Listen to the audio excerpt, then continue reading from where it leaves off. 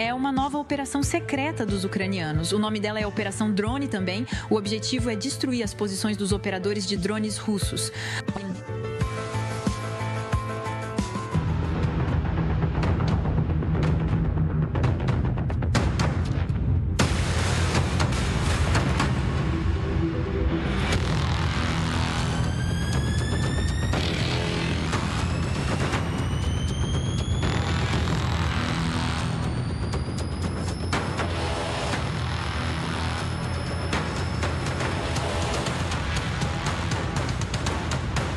Legendas ajustadas por Simon.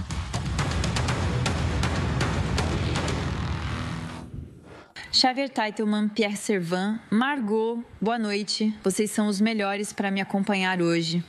Xavier Teitelman, conte-nos os detalhes por trás dessa operação, né, que parece ser bem incomum.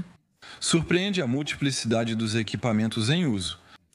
No geral, eles servem para destruir drones de observação e drones de bombardeio que são usados pelos russos nos 50 quilômetros. Esses drones permitem a marcação de alvos, melhorando a eficácia da artilharia russa e preparando as ofensivas. E por isso é algo particularmente sensível, a partir do momento em que esses drones não podem operar. Na verdade, não há mais operações na linha de frente que possam ser eficazes, exceto por parte dos russos. O que surpreende são os meios de detecção. Uma das opções que vi no campo foi o uso de balões. Eles têm uma espécie de balões cativos e, sob esses balões cativos, eles têm sensores de guerra eletrônica. Ora, os russos, logicamente, quando pilotam seus drones, uma antena vai emitir sinais. Se você tem dois balões separados por dezenas de quilômetros, na interseção dos dois, eles conseguem encontrar a origem. E aí atrás a gente vê. Eles utilizam bombas planadoras e pesadas, munições com submunições, além de drones kamikazes para atingir os alvos. A operação é dedicada ao sul inicialmente, mas posteriormente farão o mesmo em outros lugares. Eles já realizaram 80 operações de destruição de equipes de drones russos. E diante disso, Pierre Servan, nenhum comentário dos russos. Eles não são tolos, não vão destacar sua fraqueza e fragilidade. Segundo Xavier, isso ocorre em Zaporísia no momento, mas pode se espalhar. E isso reforça um ensinamento importante dessa guerra. Do lado ucraniano, há uma capacidade de imaginação, de invenção, de descoberta. Isso talvez também signifique que, do lado russo, eles são mais inertes. Ou seja, o posto de comando deles para drones de observação ou drones armados permanece por mais tempo no mesmo lugar. Isso permite que os ucranianos identifiquem e destruam os russos. Enfim, tudo isso para dizer também que a guerra dos drones é, como já dissemos muitas vezes, a grande lição desse conflito. E os ucranianos são extremamente ágeis e, quanto aos russos, eles não vão destacar sua própria fraqueza. Os ucranianos também estão implementando o que chamam de drones bombers. Você pode nos explicar do que se trata? Que são capazes de enganar os sistemas de defesa mais caros. Veja.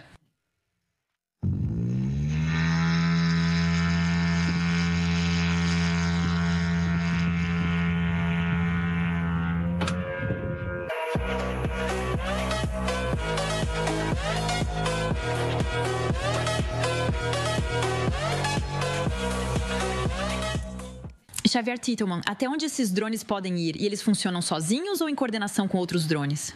O Bobber era originalmente um drone simples, comparável ao ucraniano Shahed. No início de 2023, ele atingiu Moscou, incluindo o Kremlin. Aquela explosão impressionante, caso você se lembre. Ninguém esperava que ele atravessasse todas as defesas. Gradualmente, ele se tornou mais eficiente. Então, me mostraram isso há 3 semanas. Na verdade, os drones bombardeiros de longo alcance. A novidade é que ele tem uma câmera que permite guiá-lo até o alvo, em vez de ser enviado para posições fixas. Por exemplo, em um depósito de munições da artilharia.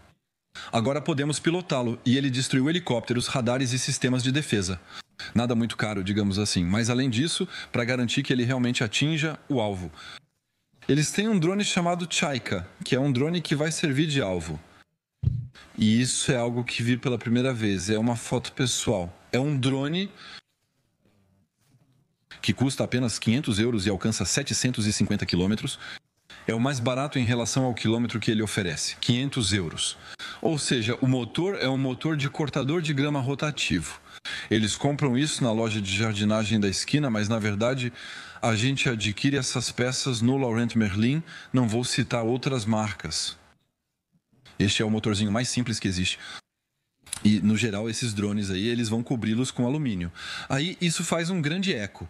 E os sistemas de defesa aérea russos? Se restarem 300, eles vão disparar mísseis caros para interceptar um drone barato. Depois, com as defesas vazias, os bombers passam por trás, garantindo a eficácia e capacidade de chegar ao impacto. Isso ocorre porque agora eles podem evitar áreas se detectarem um radar e também porque parte das defesas russas já está desguarnecida. Quando eles chegam... Pierre Servan. Contudo, os russos também demonstraram capacidade de produzir drones, como visto no ataque com 550 drones. Sim, sobre a capacidade de produzir drones, eles aumentam ano após ano. Falo sobre o controle de Xavier, mas os números que recebi há alguns dias é uma transição de, eu acho, 13 mil drones anuais no ano passado para 16 ou 17 mil neste ano. Eles também possuem essa habilidade.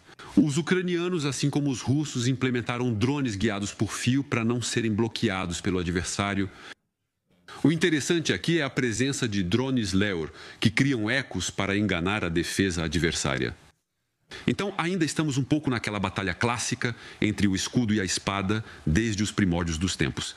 Os russos também se adaptam e encontram formas de se defender. Eles realmente aprendem com os ucranianos. Não sei dizer se eles aprendem com os ucranianos. Cada um também recupera os restos, as sobras dos drones do adversário para desmontá-los. Foi assim que, recentemente, percebemos que os drones de origem iraniana, fabricados na Rússia, estavam incluindo cada vez mais peças chinesas. E eram verdadeiros caldeirões indicando uma espécie de matriz iraniana. Mas há diferentes componentes, incluindo componentes chineses, cada vez mais frequentes. Simplesmente porque os ucranianos recuperam esses mísseis que caíram, que não explodiram, e compartilham o que aprenderam com os ocidentais. Justamente essa aliança China-Rússia ficou ainda mais evidente recentemente com as declarações do ministro das Relações Exteriores, Wang Yi, que vamos ver aparecer na tela, onde ele diz muito claramente que teria dito a Kaja Kallas, ele explica da seguinte maneira: sem Putin, os Estados Unidos só teriam que se preocupar com a China e uma derrota da Rússia seria inaceitável. Por que ele assume isso dessa forma, Pierre? Escute. Eu acho que os chineses, que são manobristas bastante habilidosos, veem toda a desordem internacional criada por Donald Trump. E isso é especialmente visível em toda a região asiática. Há uma diplomacia comercial chinesa extremamente ativa. E então eles mostram uma realidade diante de Trump, que, ao que parece, esperava poder desvincular a China da Rússia. É uma forma de reafirmar o vínculo com a Rússia. E nesse aspecto, como em todo o resto, Trump está completamente errado sobre a questão da guerra na Ucrânia e sobre a análise da Rússia.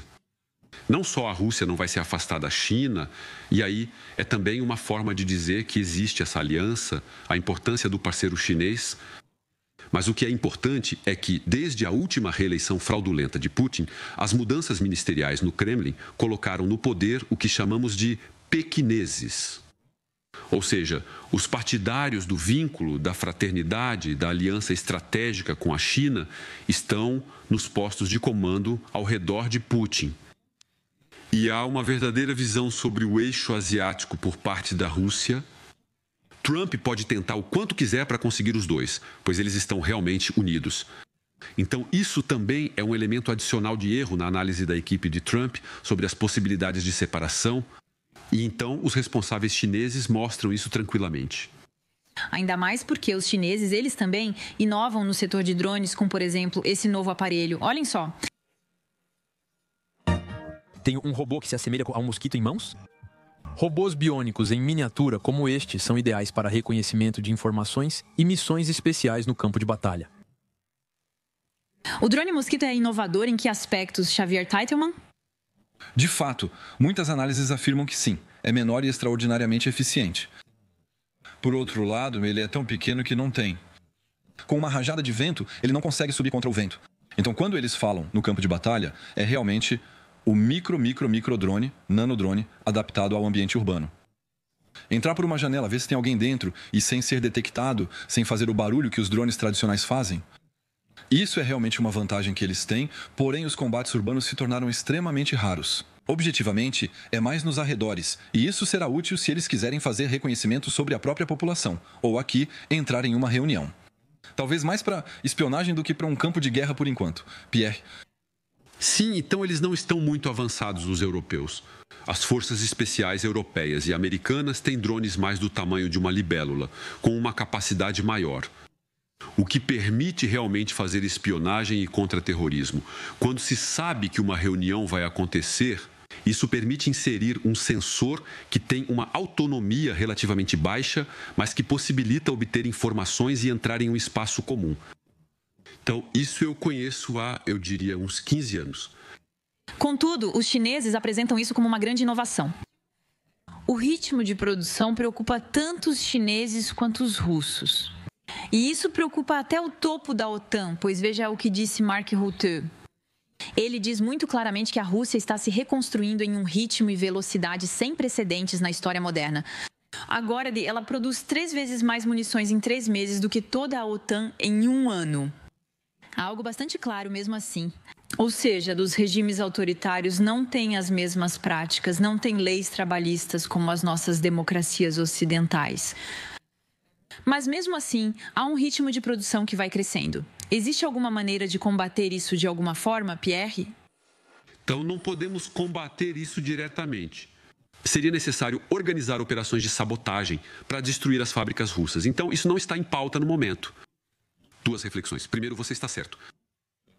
De fato, em regimes autocráticos e ditatoriais, o direito trabalhista, a liberdade de protestar contra o ritmo de trabalho, tudo isso não existe. Mas 2 pontos se destacam. Primeiro, a economia russa está em declínio. Todos os indicadores mostram que há dificuldades estruturais no exército russo, na sociedade russa, na economia russa. Segundo, o que Mark Rutte disse está absolutamente correto.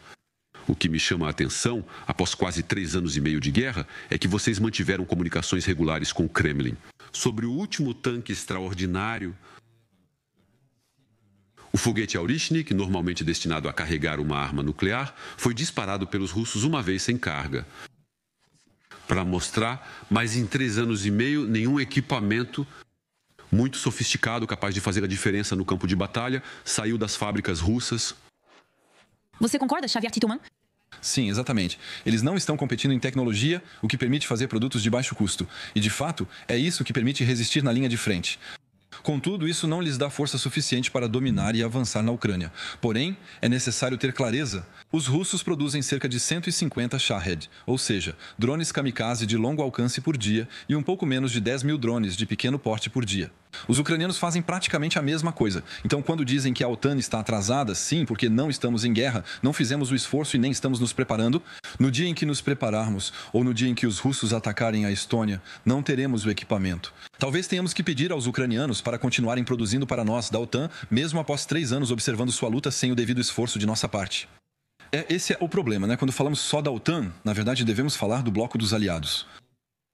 E a Ucrânia está do nosso lado. Atualmente, a Ucrânia produz mais drones do que a Rússia, embora a Rússia esteja se esforçando para alcançar o mesmo nível em breve. É verdade que nos planejamentos militares em nível europeu, a robotização agora faz parte integrante do planejamento. Alguns afirmam que é válido investir em inteligência artificial e robotização. A qualidade das nossas armas é importante, mas a quantidade também é necessária? Isso é ótimo, pois temos empresas francesas presentes, incluindo uma de inteligência artificial. Mas podem acompanhar esse ritmo. Russos? No ano passado, drones kamikazes de uso único com tecnologia de inteligência artificial francesa foram utilizados na Ucrânia. Na França também temos joias e, por estarem presentes desde o início, há 3 anos, são quase empresas francesas criadas na Ucrânia. Não se deve esperar que os gigantes franceses se adaptem para fazer produtos de baixo custo. Então, há várias pequenas joias, várias pequenas startups que não existiam há 3 anos e que hoje têm valorizações gigantescas e são capazes de acompanhar essa velocidade. Infelizmente, os grandes não fizeram o necessário para produzir em massa a baixo custo. A questão também está no termo economia de guerra. Pierre Servan, muitos dizem que já estamos lá ou quase lá, muitos dizem que absolutamente não, que ainda não chegamos lá. Nós não concentramos toda a nossa economia na guerra, na nossa indústria de defesa? Ficamos sabendo pelo Financial Times que Bruxelas vai criar estoques de emergência, de minerais críticos e kits de reparo de cabos. Mas será que isso é suficiente diante da ameaça? Será que estamos preparados? Avançamos, afirmou Xavier. Para várias empresas, a França, por exemplo, vai ter uma sociedade joint venture de parceria na Ucrânia com os ucranianos. A gente espera que os alemães também possam fazer isso para um míssil Taurus de marca ucraniana, já que os alemães não querem dar o deles. Taurus diretamente. Mas o que é verdade é que não temos a sensação de ter a espada nos rins? Nós, europeus e franceses. E, portanto, não estamos em situação de emergência pensando que em 2 anos, em 3 anos, as coisas podem piorar. E mesmo assim, fico muito impressionado ao ver que, há vários meses, todos os serviços de inteligência ocidentais mais sólidos, que realmente têm acesso, especialmente na Rússia, todos eles dizem, daqui a 5 anos, Putin não vai invadir a Europa. Ele vai testar o artigo 5 da OTAN, ele vai testar o artigo 5 da OTAN. E é aí que vai acontecer. Enfim, se não conseguirmos frear os russos antes desses 5 anos, ele vai ganhar força. Ele vai tentar resolver uma série de problemas nas finanças públicas, assim como questões relacionadas ao trabalho, porque a indústria de armamentos absorve uma grande quantidade de mão de obra que não se encontra no restante da economia. Em resumo, em 5 anos enfrentaremos a mesma situação de sempre. Estamos atrasados porque, veja, mais 1 minuto, senhor Carrasco, nós vamos conseguir continuar respirando. Porém, há avanços no fornecimento de projéteis para a Ucrânia. Ainda assim, avançamos bastante, mesmo estando muito aquém do necessário. Mas é isso, né? Obviamente existem percepções que são diferentes, de fato diferentes, especialmente entre a Europa Oriental e a Europa do Sul. Quanto mais distante da linha de frente, mais ao centro estamos. E, além disso, nós não temos uma situação política e econômica brilhante para realmente fazer a transição para uma verdadeira economia de guerra. O que passaria por requisitar toda uma série de ferramentas, matérias-primas, metais raros para a indústria de armamentos, em detrimento, eventualmente, de outros setores da economia civil. Será que o despertar realmente aconteceu? Veja o que diz Mark Rutte, e isso vai ao encontro do que você acabou de dizer, Pierre. Sobre a Estônia, quando se trata dos países bálticos, ele permanece bastante cauteloso.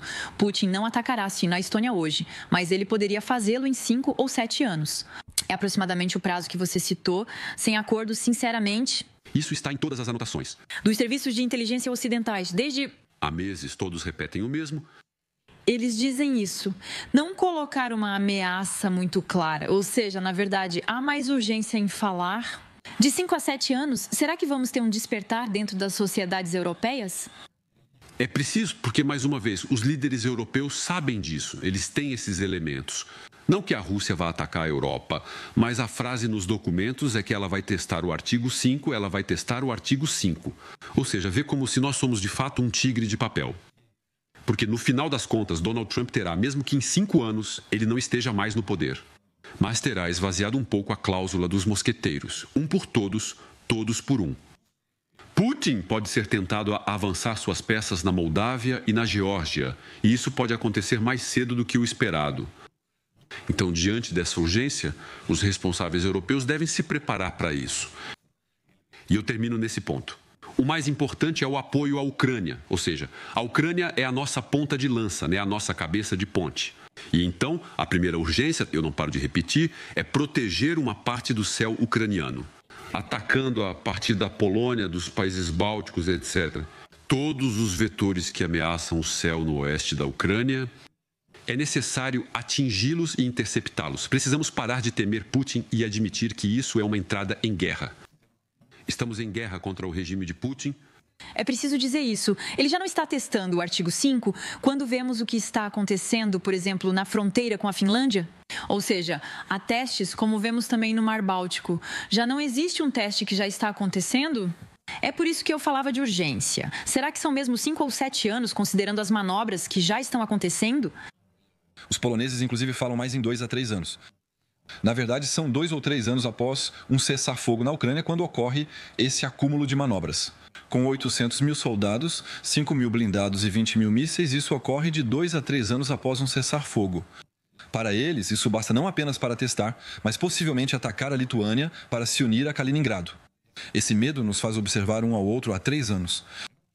Nós realmente fizemos esforços em relação à artilharia, aos drones, aos Césars. Mas, fora isso, aumentamos um pouco o ritmo, mas não passamos realmente para a escala industrial. e esperar dizendo que está tudo bem, que temos 5 anos para fazer, mas isso é tarde demais.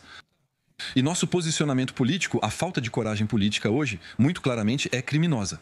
Em alguns anos, ao refletirmos, concluiremos que não temos a força necessária e os russos ainda poderão nos testar. Vamos analisar esse período considerando que de fato fomos... Ainda mais porque realmente não devemos. Xavier está certo, não devemos pensar assim dizendo que vamos esperar, daqui a 5 anos a gente vê. É agora que precisamos fazer isso e que haja também, na nossa verdadeira mobilização e transição para a economia de guerra, um fator dissuasivo. Putin só entende a relação de força. Semelhante a Stalin. Quantas divisões tem o Vaticano e a União Europeia? E então depois eu avanço. É por isso que eu não parei de martelar desde a chegada de Donald Trump que não haveria cessar-fogo. Era isso que eu ia te dizer, justamente porque a Rússia continua avançando aos poucos. Isso mesmo. Isso poderia ter interessado Putin para dar uma pausa e depois aumentar ainda mais seu esforço militar. Mas ele entendeu muito bem que os europeus, principalmente graças à França e ao Reino Unido, teriam, entre aspas, se precipitado em um cessar-fogo, para garanti-lo, eventualmente, com a presença de forças não combatentes. Mas garantes do tratado de paz, do cessar-fogo, e por 2 países com poder nuclear. Então, ele não quer cessar-fogo nem tratado de paz e continua avançando. E o Sr. Trump começa a perceber que foi enganado desde o início. E, aparentemente, ele não está completamente satisfeito. Você concorda com isso, Xavier Stolman? Você está frequentemente em campo na Ucrânia, com as forças ucranianas. Eles realmente acreditam nesse cessar-fogo ou acham que é algo passageiro? Todos os cessar-fogos propostos pelos russos são golpes. O primeiro ocorreu em 8 de janeiro de 2023. Foi a chance para os russos realizarem um cessar-fogo. Os ucranianos ficaram em pausa. Foi o dia em que eles atacaram Soledar, o que lhes permitiu tomar Bakhmut. Desde 2014, os cessar-fogos russos têm sido sistematicamente golpes. Os ucranianos acreditam que os russos enfrentam dificuldades econômicas. Devido ao grande número de mortes, eles não conseguem mais avançar tão rápido quanto gostariam, impedindo uma virada na linha de frente. Então, os russos serão obrigados a voltar a uma guerra um pouco como entre 2015 e 2021. Sem paz e cessar-fogo, não há acordo que permita nosso posicionamento no terreno se não tivermos coragem. Os ucranianos ficarão sozinhos com os russos que se rearmarão. Em 3 anos atacarão novamente a Ucrânia ou a Estônia. Ainda mais porque os russos continuam avançando na Ucrânia, com novas localidades sendo reivindicadas pela Rússia na região de Kharkiv. Olhem as palavras do general Syrskyi na direção de Slobiansk. Nossos soldados repeliram mais de 60 ataques inimigos esta semana. 1 de combates são travados todos os dias. Os russos tentam pressionar com números. O que isso significa? Isso significa que essas batalhas certamente exigem homens. Então vimos que em alguns lugares eram apenas drones, que era uma guerra de atrito com combates de drones o tempo todo. Isso significa que eles ainda têm homens, os russos. Sim, eles ainda têm homens. E numa proporção de 1,6, 1,7 para um contra um ucraniano, 1,7 russos para cada ucraniano. Eles têm uma relação de força com mais homens em campo. Eles perderam, mortos ou gravemente feridos, 1 milhão de homens, os russos. Os ucranianos também perderam um número importante de soldados. Mas é preciso ver que um Vladimir Putin nem sequer finge, ao contrário de Donald Trump. De vez em quando fazer uma pausa, enfim, ele não faz nenhum tipo de charme, ele engana todo mundo. Donald Trump, o objetivo, especialmente de Gerasimov, o chefe do Estado-Maior das Forças Armadas, que vai completar 70 anos no dia 7 ou 8 de setembro. E 70 anos no exército russo é a idade de aposentadoria de um oficial general. É como 59 anos no exército francês. E o sonho de Gerasimov, que ainda assim é um general que enganou Putin no começo. Ou seja, ele distorceu as informações que eram fornecidas pelos serviços de inteligência russos para fazer Putin acreditar que a operação em Kiev era viável. Ele ficou porque, no fim das contas, Putin mantém os velhos servidores e Gerasimov quer oferecer, antes de partir, toda a região de Donbass. Ou seja, que Kramatorsk, Pokrovsk, etc., todas essas cidades caiam. E com a esperança de serem elevados à dignidade de marechal da Rússia nesse momento. Então, eles vão continuar do mesmo jeito. E o objetivo, mais uma vez, é tomar todo o Donbass. É um objetivo, mas obviamente é inatingível. Desde o início do ano, eles conquistaram 2.500 km², o que equivale a 400 km² por mês. O avanço no Donbass não acelerou desde o ano passado e ainda levará 2 anos para conquistá-lo completamente. Então, esse é um objetivo declarado. Eles dizem que a Ucrânia vai desmoronar, que eles vão tomar tudo. Putin reconhece que agora quer tomar tudo, toda a Ucrânia. Ele mesmo disse isso oficialmente. Mas esse ritmo atual não é sustentável para a Rússia. Acredito que antes do fim do ano o ritmo diminuirá. De qualquer forma, eles também não tomarão o Donbass em 2026. E diante dessa guerra de desgaste, a Rússia, diz ela muito claramente, não há caminho diplomático. E depois da ligação com Vladimir Putin, Donald Trump deixou claro que não estava satisfeito. Ouça. É uma situação muito difícil. Vamos ver o que acontece. Expressei minha grande insatisfação com a conversa que tive com o presidente Putin. O sujeito deseja continuar sua onda de assassinatos, o que considero totalmente errado e me deixa extremamente insatisfeito. Olhem esse editorial do New York Post. New York Post, é bom lembrar aos nossos telespectadores, jornal pró-Trump. E o comitê editorial do New York Post pede diretamente para Donald Trump mudar de atitude em relação à Ucrânia, dizendo muito claramente: a Rússia não quer o nosso bem e é preciso ajudar a Ucrânia. Senhor presidente, existe alguma possibilidade? Pierre Servan, será que Donald Trump vai decidir mudar de atitude em relação à Ucrânia por estar sendo humilhado pela Rússia? Com esse personagem, tudo é possível. Estamos vivendo uma situação assim nos últimos dias. No verão, veremos uma situação surpreendente e paradoxal. Então temos Donald Trump que interrompe a entrega de vários sistemas de defesa antiaérea para a Ucrânia, o que coloca os ucranianos em dificuldade, que de certa forma por essa retirada, por esse bloqueio na entrega de uma certa quantidade de equipamentos, Donald Trump vai ser responsável pela morte de civis ucranianos que serão atingidos pelos russos. Tenho informações tanto dos russos quanto dos ucranianos sobre a situação atual, e especialmente após a última conversa entre o presidente Zelensky e o presidente Trump, onde os ucranianos não estão em uma posição catastrofista. Primeiro, eles possuem certo estoque. Há a questão dos 4 bilhões de dólares em material militar aprovados pelo Congresso sob Biden, que ainda está pendente. Normalmente, esse material deve ser entregue. Mas Trump não quer entregar os sistemas de mísseis dos quais ele diz precisar para seus próprios estoques. Quais, por exemplo? Todos os sistemas, os Patriotas, todas as recargas, se posso dizer assim, de patriotas, tudo o que permite abastecer, porque é muito bom ter, se você quiser, um fuzil. Para simplificar, é preciso munição. E com a intensificação dos bombardeios, inclusive sobre Kiev, os ucranianos precisam de recargas. Isso também se aplica aos franceses, com os sistemas de defesa antiaérea Mamba, Crotale e outros. Mas a postura americana é menos brusca e problemática do que foi quando Trump interrompeu as entregas e suspendeu a inteligência por uma semana. A inteligência americana hoje continua sendo fornecida à Ucrânia. Então, há uma posição sutil e, além disso, os conselheiros de Trump lhe dizem qual é a realidade. De qualquer forma, para os russos, a América é o inimigo. Eles não vão se afastar dos chineses e nós somos inimigos hereditários consubstanciais. Os sistemas de valores são tão diferentes que, de qualquer forma, o sistema de Putin sempre será adversário dos Estados Unidos. Em resumo, o que acontecerá? Será que Trump mudará novamente? Mas os ucranianos são menos catastróficos ou pessimistas do que eu pensava após as últimas decisões. Então, ainda há coisas que podem mudar. Xavier Titelman, você que conversa frequentemente com as forças ucranianas, o que eles te dizem? Receber e estar atualizado? Sobre as entregas americanas aprovadas pelo Biden que ainda estão prometidas, ou há um atraso nessas entregas no campo? Até o momento ocorria uma recuperação devido à desaceleração. Em fevereiro, Trump estava insatisfeito com Kursk, entre outros fatores. Ele pressionava os ucranianos para obter algo dos russos, o que foi uma idiotice. Ele reduziu o ritmo das entregas e depois não retornou ao normal. Acelerou-se para compensar o não entregue em fevereiro. No final, os ucranianos receberam mais do que esperavam em certo ponto, permitindo que construíssem um estoque.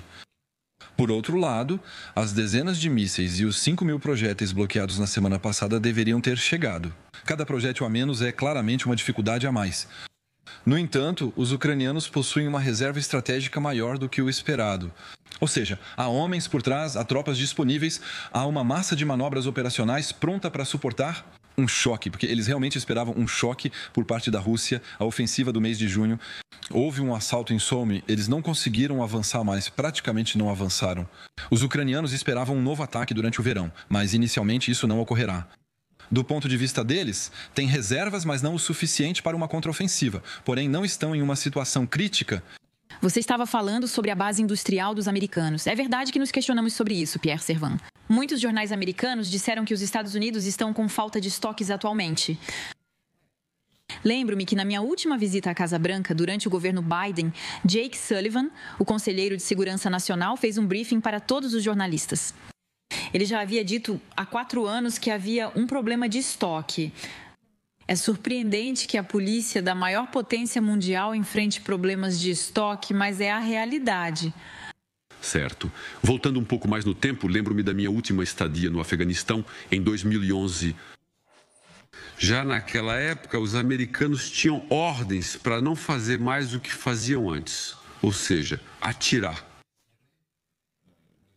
O coronel Goya havia feito análises da proporção entre Talibã morto e o número de munições disparadas. A relação custo-humano, do jeito que era totalmente desproporcional. Na doutrina americana, satura-se o espaço e atira-se repetidamente. Surgiram orientações como: esperem, não atirem de qualquer jeito, os estoques são controlados. 2011, então veja, já faz 14 anos que é assim. E sob Biden, houve alguns alertas em certos momentos dizendo: atenção, estamos mexendo nos estoques estratégicos, não estamos em guerra no momento, mas se prosseguirmos teremos um problema.